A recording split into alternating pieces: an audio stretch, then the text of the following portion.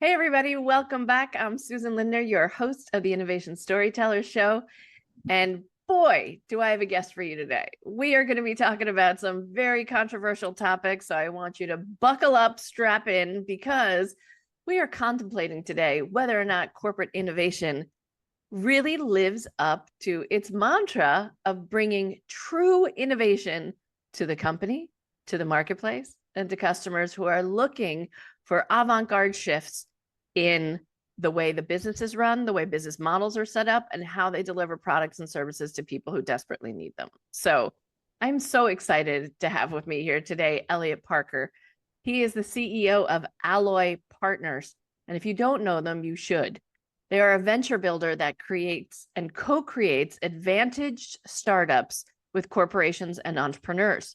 He previously launched dozens of startups at High Alpha, the pioneering venture studio, and helped Fortune 100 firms design and execute growth strategies at Clay Christensen's firm Innosight.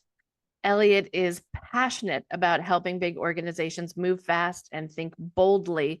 And he also wrote The Illusion of Innovation, which we're going to be talking about today, to inspire transformation through bold experimentation. Elliot, thank you so much for joining me on the show today. Thanks for having me. It's great to be here. Okay, so let's just put it on the line. Today's conversation is going to be asking the big question, do corporate innovators really innovate? And It so is a big question. it is a big question, right? I mean, this function is relatively new inside of large corporations, right? When we think about the great innovators whom we all esteem and admire, the Edisons of the world, they had their own innovation studios almost, right? They created these whole scenarios whereby they could bring on more and more humans to create more and more innovations, things that we had never seen before, like the motion picture camera, the phonograph, the light bulb, synthetic rubber, you name it, right? This was a way that at least Westinghouse at the time was building innovation. Can we start with that example? Is that an example of corporate innovation that worked? That is a good question. It's funny that we have to go back that far to think of an example Youch. that was readily available. So let me just say that. And it's not that corporate innovation doesn't work. It can work quite well. I think what the issue is that it's broadly misunderstood what corporate innovation teams are good for and good at and what they're not. And what I would argue is that corporate innovation teams are often established and set up with a mandate to go transform the corporation, meaning to help the corporation undergo a transformation from the original or existing business model to a fundamentally different business model. And I can't find examples of that happening with innovation teams. Innovation teams, I've been a part of innovation teams that have come up with wonderful new product ideas or ways to save money, do things more efficiently in the business, or some things on the margins that are interesting and provocative and innovative, but not, I can't think of examples where a corporation transformed its business model because of the innovation teams. Yet it seems like every innovation team is set up expressly with that goal in mind. And that's the issue. I think it comes down to a misunderstanding of what innovation teams are for. It leads to disappointment when the innovation teams fail to meet that high bar, rather than, I think, reveling in the success that they do have and recognizing what innovation teams are good for. So you're saying most innovation teams get stuck in like efficiency, safety, predictability. They themselves become risk averse. And as a result, they sacrifice true transformation and innovation at the altar of cost savings, profit, revenue margin, whatever it may be.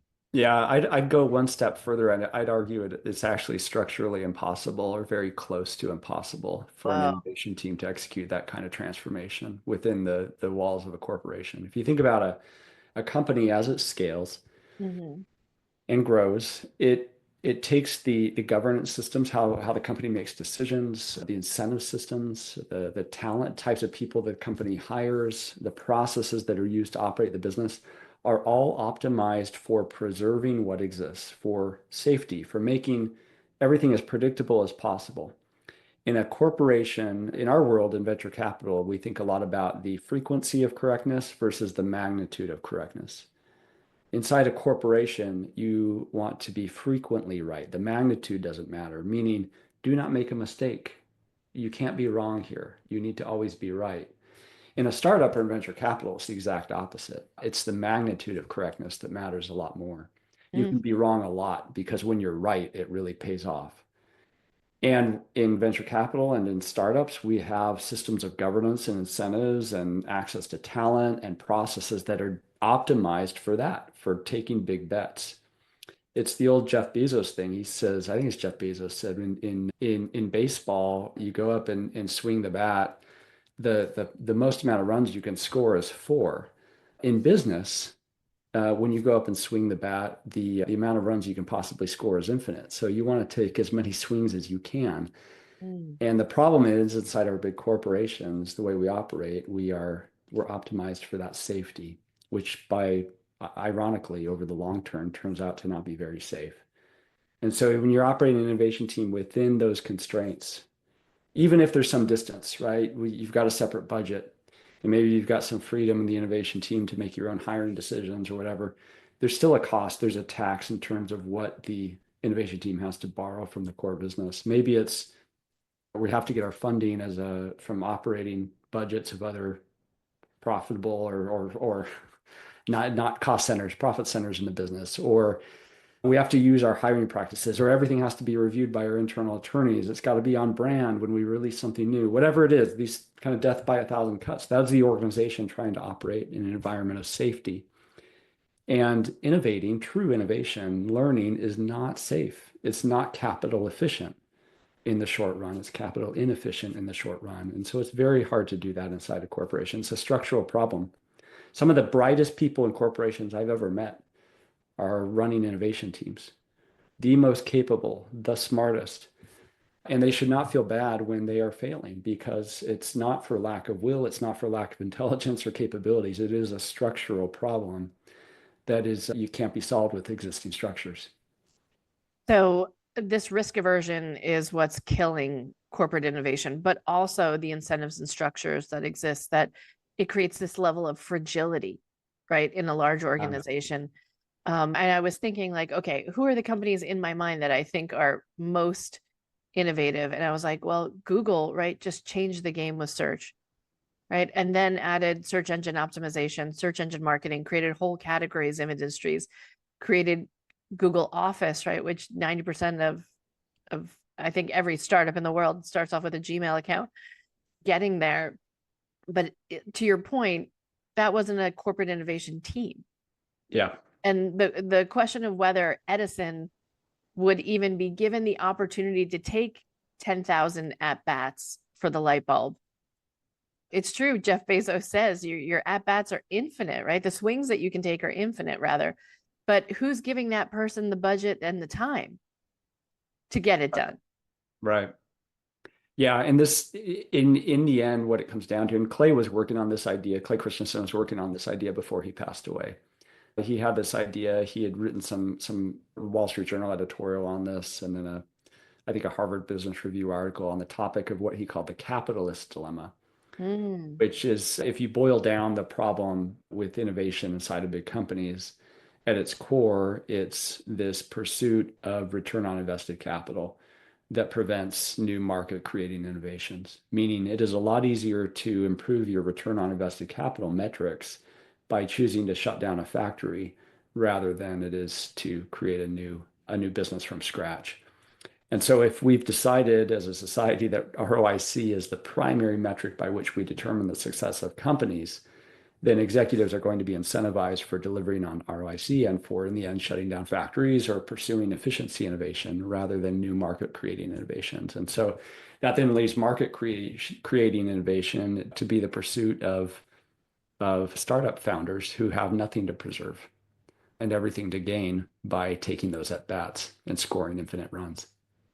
Well, the other thing is that other structure, the big underlying capitalist structure, right, is actually return to shareholder, right? It's not even return benefit to the customer, return to benefit to the employee.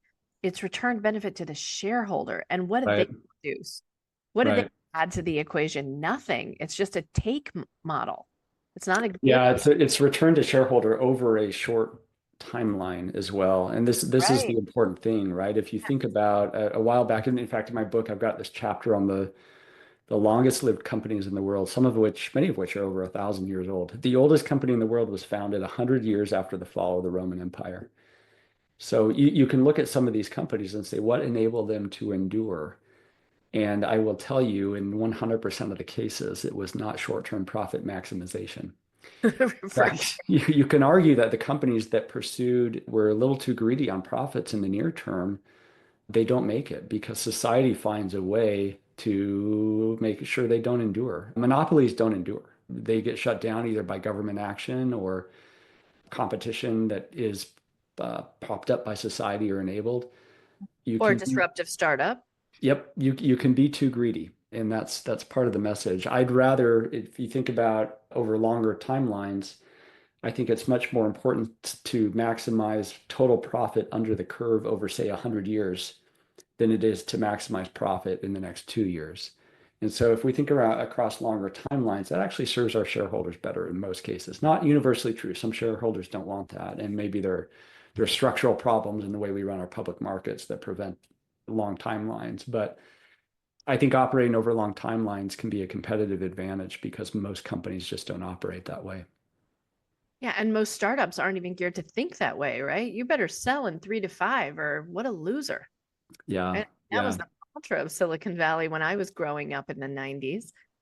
Yeah, I think I see personally, I see a shift in that happening right now, where you've got more people saying that the ultimate form of exit is when you leave your company in a casket at the end of your life, meaning you don't kill yourself. What it means is that the compounding that really matters is the compounding that happens in year 30 or year 40. And why would you give that up? Hang on until you're 30 or you're 40 when you can have that compounding, not just financial return, but compounding in terms of the problem solving that you're doing in society and the net benefit you're providing to society because of the business you've created. Mm.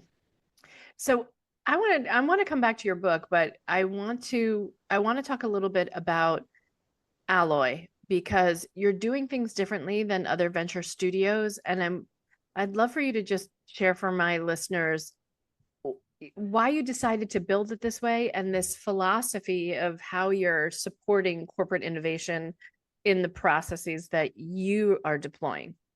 Yeah, yeah. Thank you for asking that. It is Alloy is the embodiment of kind of lessons learned over the last almost 30 years working in corporate innovation one way or another.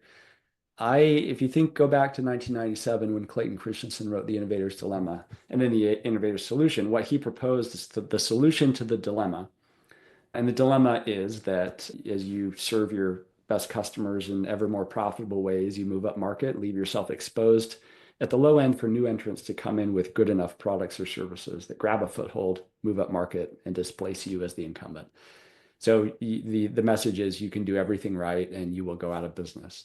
It's a very hard problem to solve. And what Clay suggested in the innovator solution was you need to innovate far from your core. You need to get outside of these structures, these methods of governance and incentives and so on, by which we run these scaled organizations. Those are not optimized for innovating. So innovate from your core. And for the last 30 years, the primary answer has been set up innovation teams.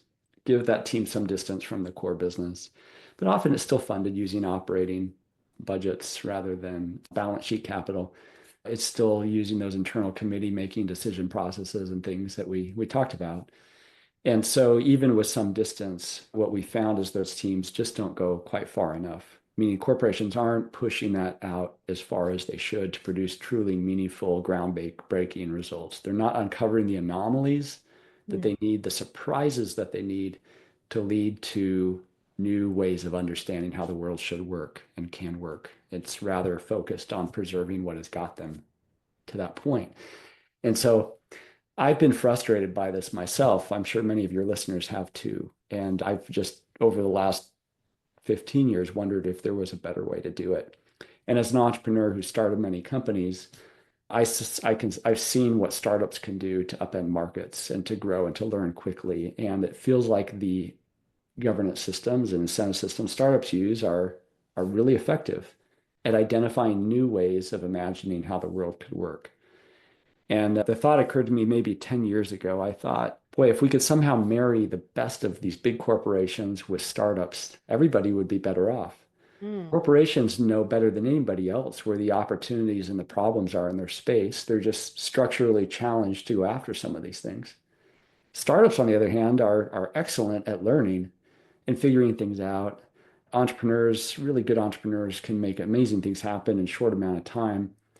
Could we somehow combine the best of both of these? And ultimately, that led to me working with my friends at their venture studio, High Alpha. I joined them in 2018, one of the original venture studios. I've been very successful over the years. And we started experimenting in partnerships with corporations as a way to come up with ideas for new startups, to launch those startups in a way that, in theory, they could move faster because of the association with the corporation. And we realized that turns out to be a really big opportunity. And so in 2020, we split the firm, High Alpha, into High Alpha and what is now Elliott Partners. And over the last 5 years, we've launched close to 36 companies with corporations. We'll launch another 12 or so this year with corporations. And the idea is that by building these startups with a corporation involved, that corporation can endow those startups with some form of advantage. That means they might be a first customer, distribution partner, a source of credibility, whatever it is. Mm. They can help those startups move faster. And in return, they learn a lot very quickly and they develop strategic optionality for the future. So they're doing innovation in these external startups, which often are funded by other people's money, by the way, other VCs who come into these. These corporations are achieving their innovation goals. And in many cases, actually, we're seeing fundamental business model transformation, which we So always are the, thought, oh, are the corporations investing in these companies too, or are they yeah, just first customer? they're usually investing in the company. So the way it works is we'll team up with a corporation. Sometimes it's, hey, we've built a thing, we'd like to spin it out. We can help them do that. And on the other extreme, it's they'll come to us and say, hey, we need more innovation. What do we do? Usually it's somewhere in the middle where, hey, here's a space we're interested in. We need to learn more about very quickly. Right now, of course, everybody's coming to us wondering about AI plus X. AI in accounting. Great. A great way to learn about that really quickly is to go build some startups that are incentivized to figure this out. By the time you've spent 6 months internally having meetings about what we should do, that startup's out in the market earning revenue and selling products. So over the course of 3 or 4 months, we can stand up a startup or two. Usually corporations putting in some investment capital. Sometimes we're pulling in other investors at the launch. We're always setting up these businesses where they are structured so that other people can invest in them down the road should we choose to invite them to do so. But the structure of the incentives matters a lot in making sure this is successful. How is this different from, we have a lot of conversations on the show about whether or not you innovate inside the organization, working closely with business unit leaders, or you go off on an island somewhere where the corporation can't swallow your beautiful new idea whole and rip it apart because it threatens the mothership. Yeah. How is the way you're doing it different from how corporations have conceived of this in the So past? you're hinting at something really important, which is just recognizing that there are different mechanisms for different types of innovation. Mm. And in our process, we might team up with a corporation. Within the first couple of weeks, we'll identify 200 or 300 new business ideas that we could go launch. Most of those are going to be things that the corporation should do internally. And it's probably well equipped to do internally. It's the minority that should be launched externally as a startup. And the filter we use is we look at the underlying problems or opportunities and we kind of classify them. This is a rough classification, but it'll work for these purposes. We'll classify them into either learning problems or execution problems. And what I mean by that is an execution problem is a problem that we know about. We know what we need to do. We just need to go do it. And a Mm. good test is, can you, if the CFO asks you, can you build a spreadsheet that models out how this thing's going to play out in the next 12 months? If you can do that with some degree of confidence, you've probably got an execution opportunity or an execution problem you're dealing with. Corporations are going to beat startups at those types of opportunities every single day. And so do that internally. On the other hand, learning problems are where we know what the problem or the opportunity is, but we don't yet know what the solution looks like. It's really ambiguous. Okay. And we need to go learn. We need to go try things and experiment and figure it out. Startups beat corporations at learning problems almost every time. And so the trick is to use that filter. If it's a learning problem, or another way to think about it, if it's strategically critical to the business, do that internally, control it and own it. You know what you need to do, just go do it. On the other hand, if it's just strategically interesting to the business, we don't know how relevant this is, we're not sure how it's going to play out, launch it as an external startup. The minimal investment is capped. It works. The market determines whether it works or not. The corporation benefits. If it does, you can fold that back in. And if it doesn't, nobody was distracted. The organization's fine. Mm.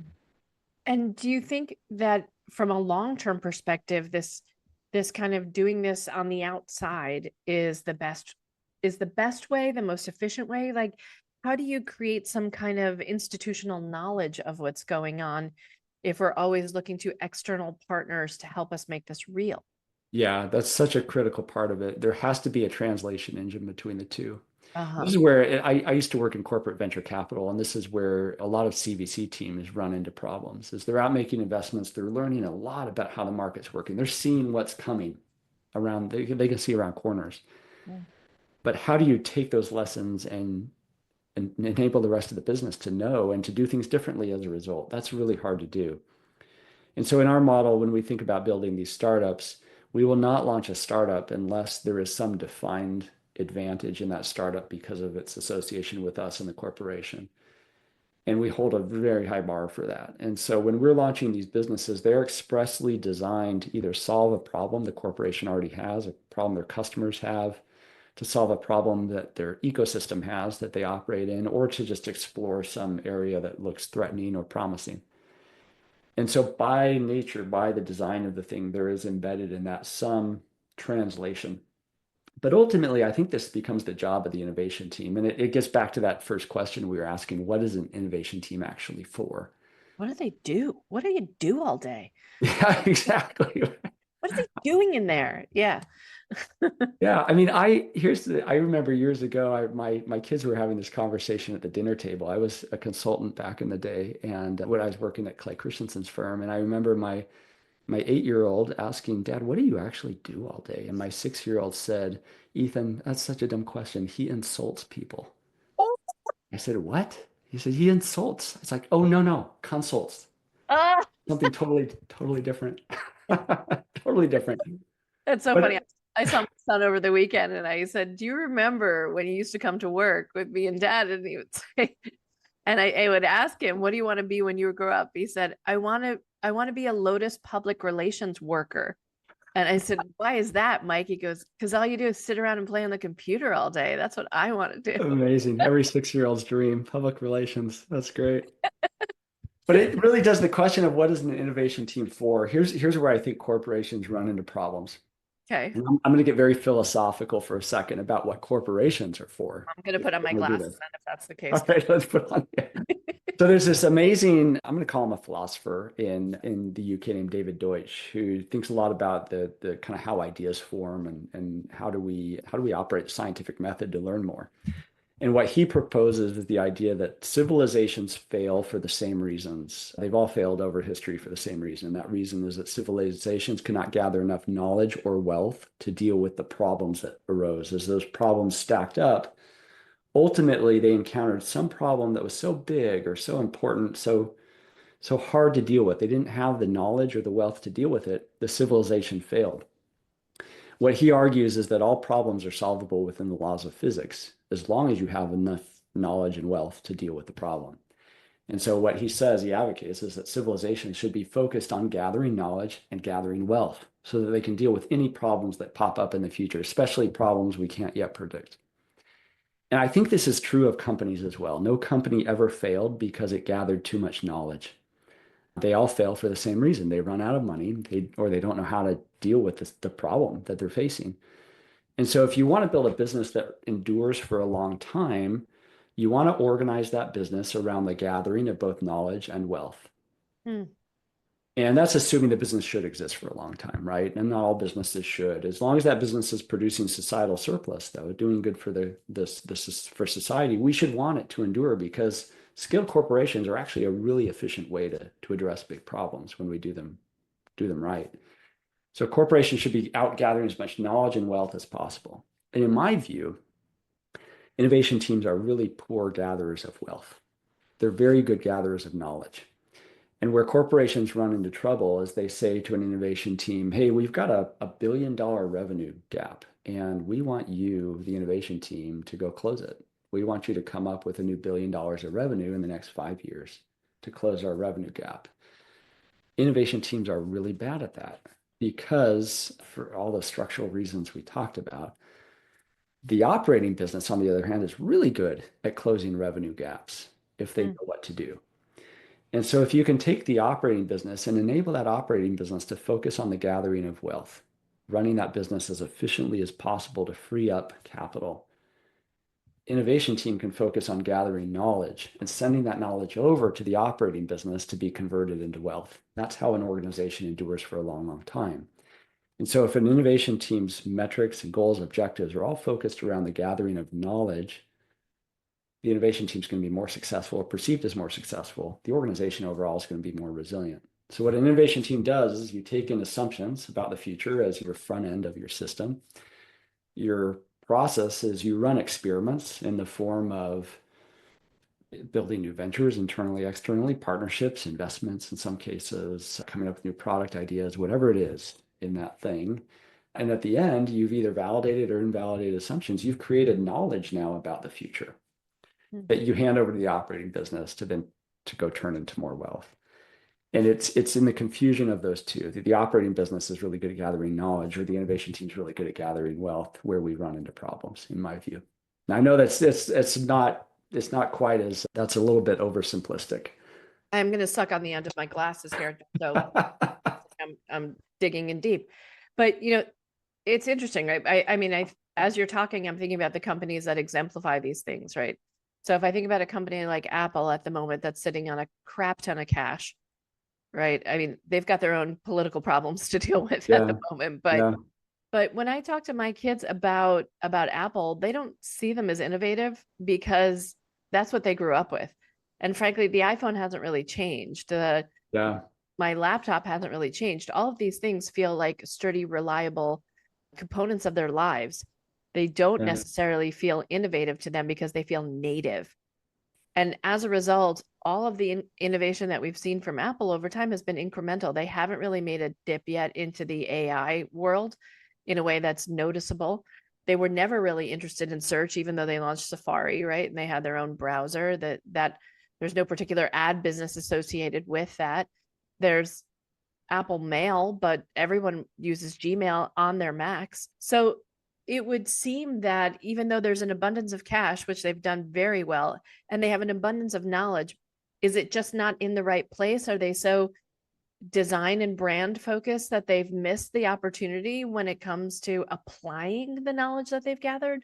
I would argue they've got wonderful knowledge about how to run a supply chain super efficiently and how to manufacture billions of iPhones. They do that better than anybody else in the world. But when it comes to gathering knowledge about the future and how the things are going to play out, they've fallen short. And I contrast that with it at the helm anymore. Like Tim They've Cook was missed the it. last person to tell you that. I mean, he built that infrastructure in China, which could potentially bite him in the butt now too, because the number of cell phone producers coming out of China is massive. The number of electric cars, right? They killed their electric car component, and yet all the folks there. I was just watching The Daily Show. Jon Stewart was interviewing a guy who wrote a book about what really happened with Apple, and he's basically trained the Chinese economy how to build iPhones, and now the car is an iPhone. And there are 25 different brands of electric cars in China at the moment. Yeah, and they're amazing. And they're just using the Apple. They've used all the know-how from Apple to apply it to a car. Whereas Apple was not capable of doing that.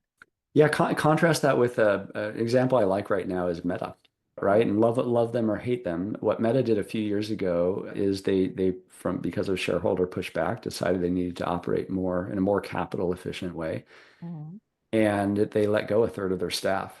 And the metaverse went, the whole rebranding. Metaverse went away, but what they did that's interesting is they took that freed up capital and they invested it in R&D. Last year, Meta spent $40 billion on R&D, most of it focused on AI. And that is an impossible number to comprehend. They've got this kind of just money printing machine in their core business that they run really efficiently, and they've got $40 billion of business model experiments going on the side in the hopes of uncovering what the future could look like. And now a lot of those experiments are focused on running the core more efficiently, how to get better ads in front of your eyeballs, for example, on Instagram or whatever. But a lot of that is fundamental AI research that they can do because they've got the capital to do it. And will they win? I don't know. I think they're going to endure for a long time in an AI enabled world because they've got the capital resources and they're running the experiments that they need to do this. So let's also look what they put down, right? They put down the metaverse, right? That's gone. Hmm. A year ago, the number of people, I had the chief innovation officer from Adobe talking about, he'd written a book on Adobe and Web 3.0, 4.0, whatever we're naming it today. And different product marketers were telling me about virtual reality lipstick testing at Sally Hansen and being able to walk into a CVS and being able to try on every color of nail polish through your phone. And all that's gone. All of that is, I don't hear a peep about the blockchain unless someone's talking to me about crypto.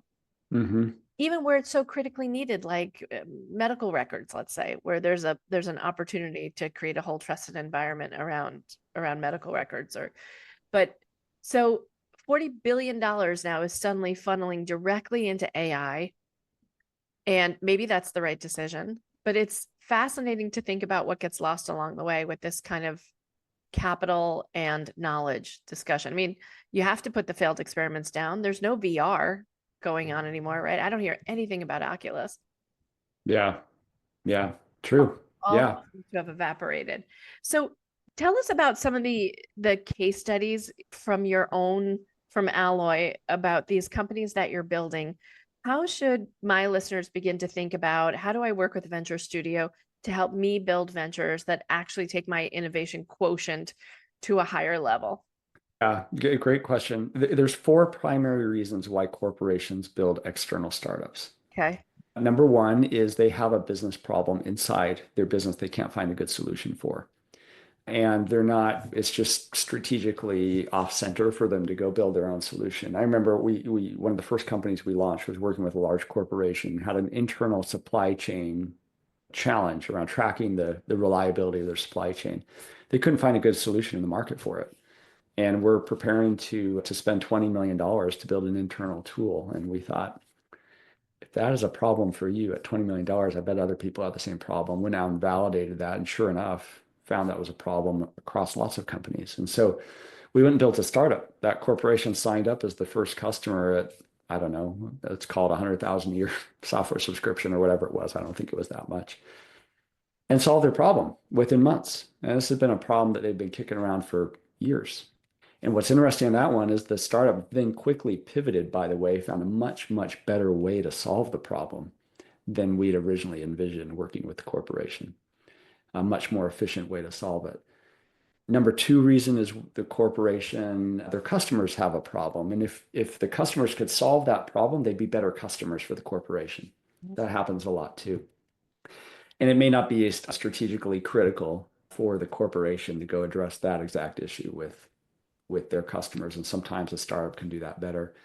In other cases, a third reason is there's just, you look at the ecosystem, strong companies exist in strong ecosystems. And often we'll look at our ecosystem and say, if this thing just existed, we'd be better off, but we can't go build it as one corporation. We need a coalition or we need someone independent to go build it. We've got lots of examples like that. I can tell you about one in a second. And number four reason is just simply, we don't know what to do about X, and we need to go experiment a little faster in the space. So there's a new threat looming on the horizon or an opportunity, and building startups is a very ironically, capital efficient way to go do that for the corporation. Here's where I come back to the capital piece. Fundamental flaw in the way we approach innovation. The greatest accelerant or hindrance to corporate innovation is the funding mechanism. And the funding mechanism determines the degree to which you can move along that core adjacent transformative spectrum when it comes to innovation. Most of the time in our organizations, we come up with an idea for an innovation, and then as an afterthought, we think, where are we going to go get the money to fund this? Hmm. or the corporate innovation team has some type of operating budget that's a tax on the operating business. Launching external startups enables the corporation to fund innovation as a balance sheet activity. And this is a very important idea because what this enables the corporation to do is to invest in this innovation in a way that doesn't negatively impact profits in the near term. It also puts that innovation in the same category or class of decision making as an acquisition, a venture investment, building a new factory. These are things with long timelines where the payoff is uncertain when you start, but could be big if it works. That is a much better category of decision making for these types of opportunities, especially on the transformative end of the spectrum. So go and launch an external startup. It enables you to fund it as a balance sheet activity. And in fact, even better, you can go one step further. Other people can fund and invest in these things. A great metric for innovation teams, the extent to which outside investors are clamoring to invest in the things that you're building. That's a pretty good test, right? But I'm like, the control freak in me is going, oh my God, I don't want other eyes on this, right? If this is going to be my transformation baby. Yeah.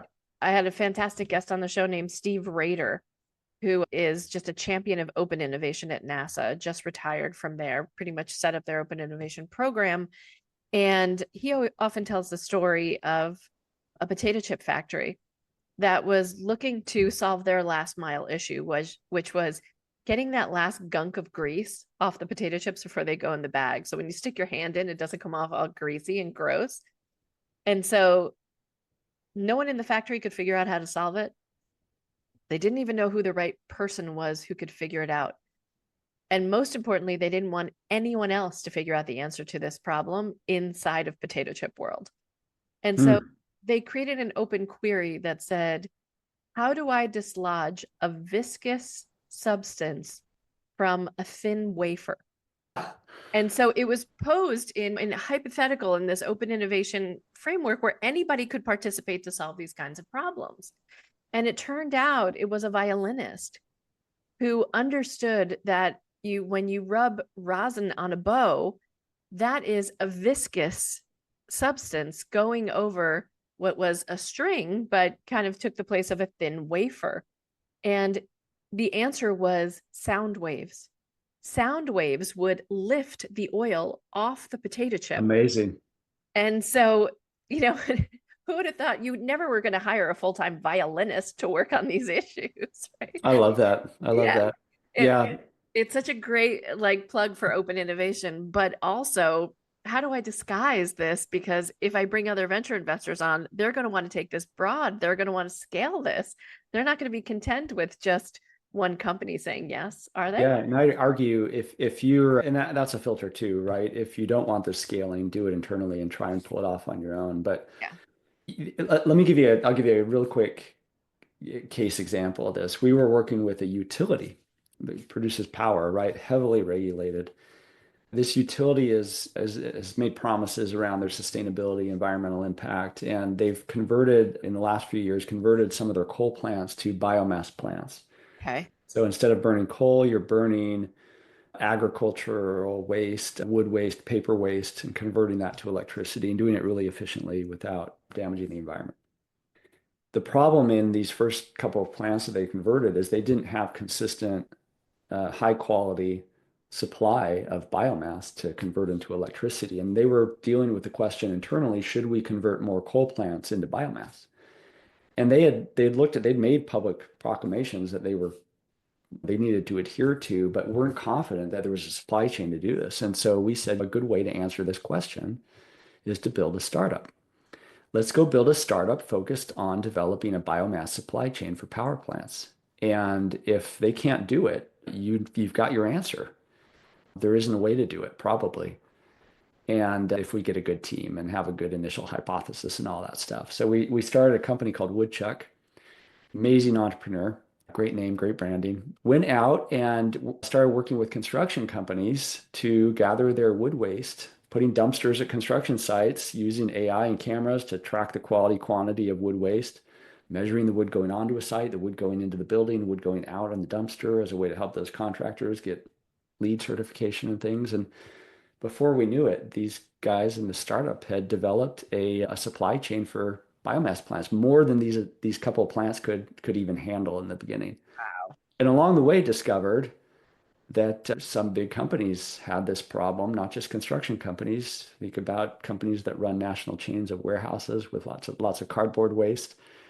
Think about our landfills that are 70% by volume wood waste.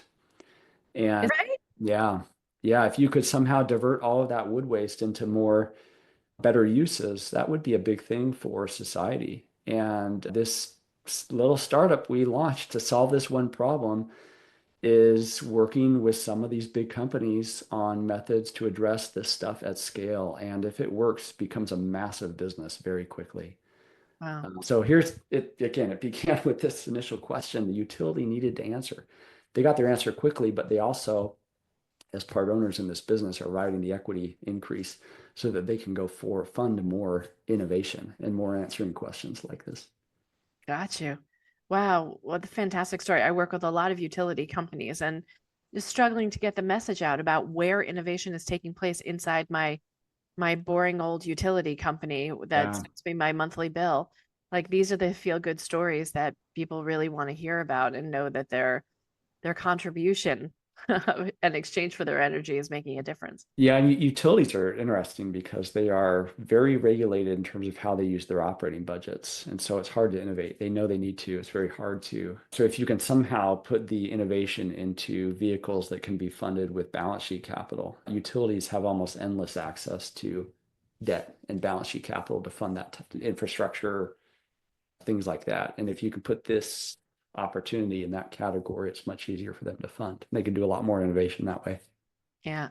Well, I want to bring our conversation to a close a little bit, but you say four things in the book that really struck me. One is safety is risky, right?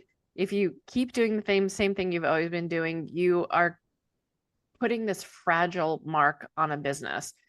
Number two is that there's so much deliberate inefficiency that's required for innovation, Yeah. Yeah. right? It's not a flaw, it's a feature, you say. And I think that's true. Anyone who's really knee deep in innovation knows that you're in the messy middle for most of it. That people need to choose optimism over pessimism as a way to make money.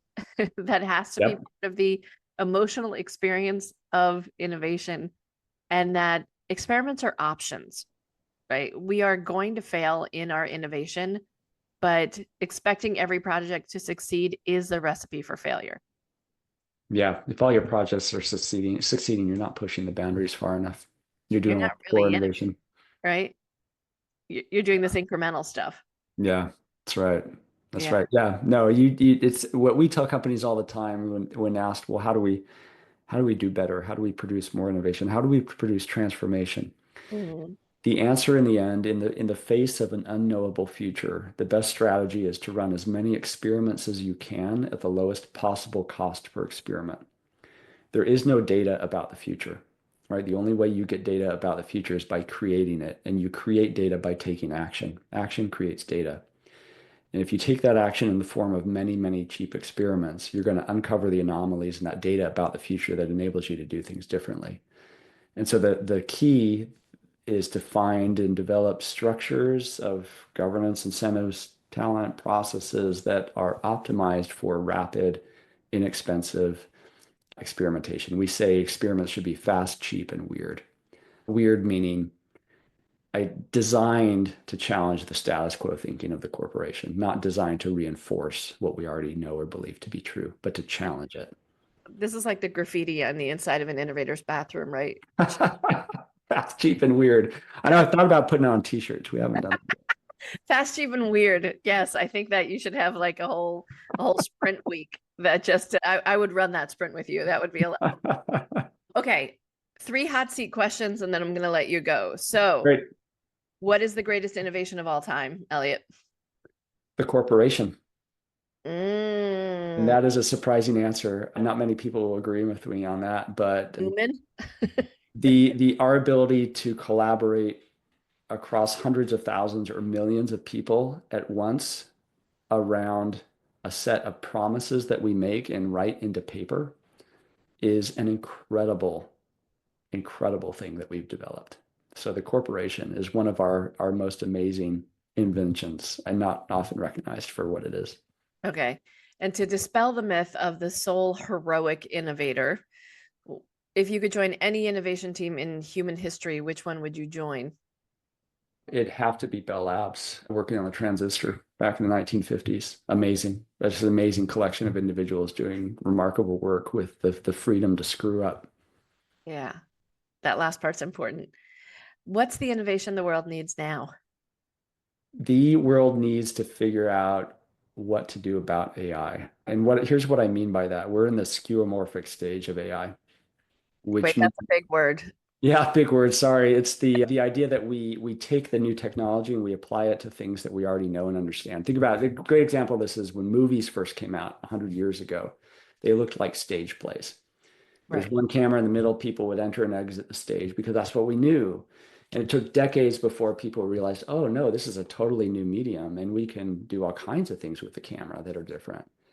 We're in the skeuomorphic stage with AI where we are applying it to things we already know and do.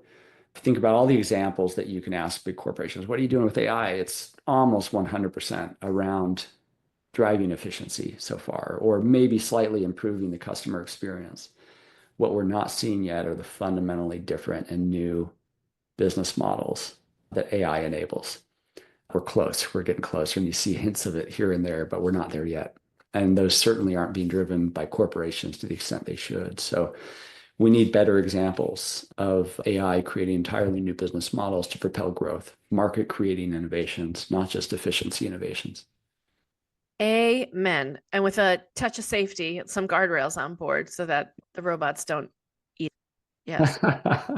Elliot, if people want to get in touch with you, what is the best way for them to do that? You can find me on LinkedIn or I'm on Twitter/X, Parker. Parker, right? And Yeah. please pick up a copy of The Illusion of Innovation. It is a great read. Highly recommend. Elliot, thank you so much for being on the show today. Thanks, Susan. This was fun.